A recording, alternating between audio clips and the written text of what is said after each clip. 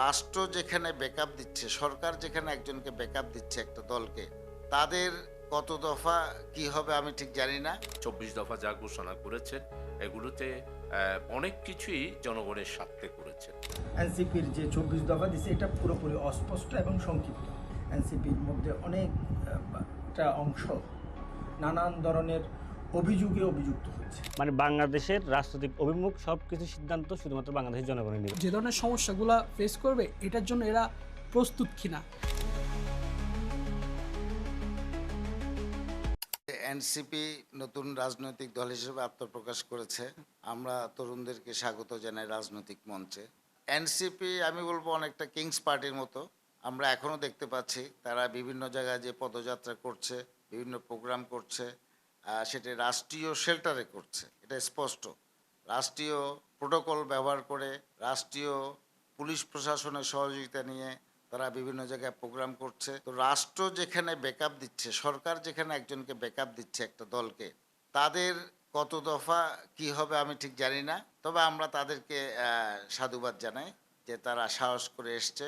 অবশ্যই বাংলাদেশের জনগণ আগামী নির্বাচনে বিচার করবে এনসিপির যে দফাগুলো আছে, সেই দফাগুলো বাংলাদেশের গণমানুষের চিন্তা চেতনার প্রতিফলন ঘটেছে কিনা, গণমানুষের জন্য সেটা উপযুক্ত কিনা, এবং জুলাই আগস্টের শহীদদের রক্তর সাথে সেটি যায় কিনা। তো আমি একজন রাজনৈতিক নগণ্য কর্মী হিসাবে আমার মনে হয় এরা নতুন পার্টি হিসাবে ওদের পক্ষ থেকে ওরা যা ঘোষণা করেছেন সেটা তাদের ব্যাপার। আমি তাদের ব্যাপারে বিশ্লেষণ আমার পক্ষ থেকে এই মুহূর্তে আমার মনে হয় আমি করাটা ঠিক হবে না। আমাদের কেন্দ্রীয় জামাতের পক্ষ থেকে ওনাদের ঘোষণার ব্যাপারে ২৪ দফা যা ঘোষণা করেছেন এগুলোতে অনেক কিছুই জনগণের স্বার্থে করেছেন, অনেক কিছুই জনগণের আশা আকাঙ্ক্ষার প্রতিফলন হয়েছে। তবে আমাদের কেন্দ্রীয় জামাতের পক্ষ থেকে এখনও যেহেতু মূল্যায়ন দেয় নাই, আমি একজন জামাতের কর্মী হিসাবে আমার মূল্যায়ন এই মুহূর্তে দেওয়াটা ঠিক হবে না। এনসিপি যে ২৪ দফা দিল এটার জন্য এনসিপিকে আবারও অভিনন্দন।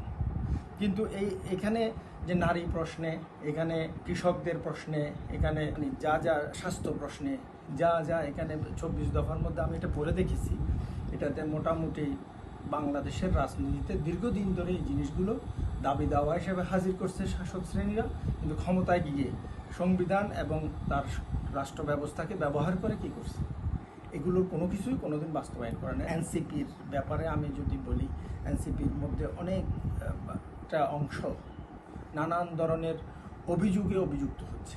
আর এনসিপির যে ২৪ দফা দিছে এটা পুরোপুরি অস্পষ্ট এবং সংক্ষিপ্ত।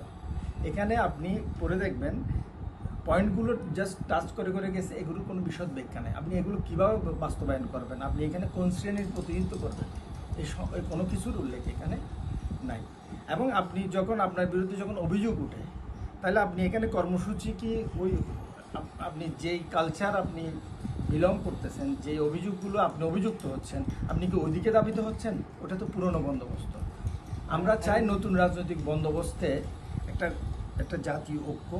আমরা গণঅভ্যুত্থানের শক্তি আমরা বাংলাদেশের মানুষের সামনে নতুন রাজনীতি হাজির করতে চাই। সেখানে আমি মনে করি ২৪ দফার প্রত্যেকটা নতুন দফা আমাদের মধ্যে যে কথাগুলো আগে কেউ বলে না, যেমন আমরা বললাম যে সার্বজনীন স্বাস্থ্যনীতি করতে হবে, যেখানে প্রত্যেকটা নাগরিকের স্বাস্থ্যের দায়িত্ব রাষ্ট্রকে নিয়ে ফেলতে হবে। আমরা বললাম যে সার্বজনীন শিক্ষানীতি করতে হবে, শিক্ষার দায়িত্ব সম্পূর্ণভাবে রাষ্ট্রকে বহন করতে হবে, সেটা অ্যাটলিস্ট ক্লাস 12 পর্যন্ত। যে আমরা বললাম যে পররাষ্ট্রনীতি সম্পূর্ণভাবে বাংলাদেশপন্থী হয়, মানে বাংলাদেশের রাজনৈতিক অভিমুখ সব কিছু সিদ্ধান্ত শুধুমাত্র বাংলাদেশের জনগণই নেবে। আমরা আমাদের জায়গা থেকে সর্বোচ্চ চেষ্টা করেছি। জুলাই গণঅভ্যুত্থানের যে স্পিরিট, যে আকাঙ্ক্ষার কারণে মানুষ বুলেটের সামনে দাঁড়িয়েছিল, যে আকাঙ্ক্ষার কারণে মানুষ জীবন দিয়েছে, আবু সাইদরা, শহীদ মুগ্ধ, শহীদ ওয়াসিমরা, তার আকাঙ্ক্ষাকে আমরা একীভূত করার চেষ্টা করছি এবং আমরা বিশ্বাস করি যে আমরা এটা পেরেছি। তবে এর মধ্যে যদি কোনো ধরনের কোনো কিছু বাদ পড়ে থাকে, সংকট থাকে, সেটা আমরা জনগণ থেকে জেনে নিব যে আমরা জনগণের কাছে কন্টিনিউয়াস যাচ্ছি, আমরা জনগণের মতামতকে গুরুত্ব দিই।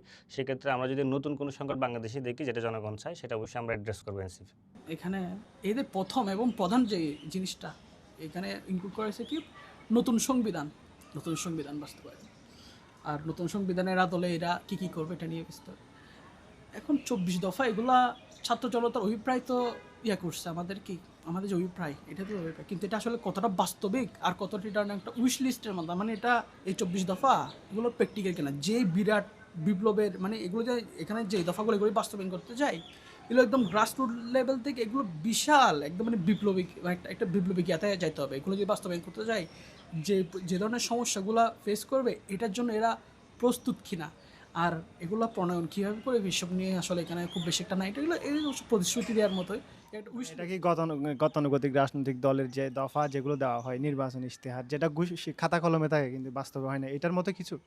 এটা আসলে আমি আজকে এই জায়গায় দাঁড়াই এটা আমাদের এমনই মনে হচ্ছে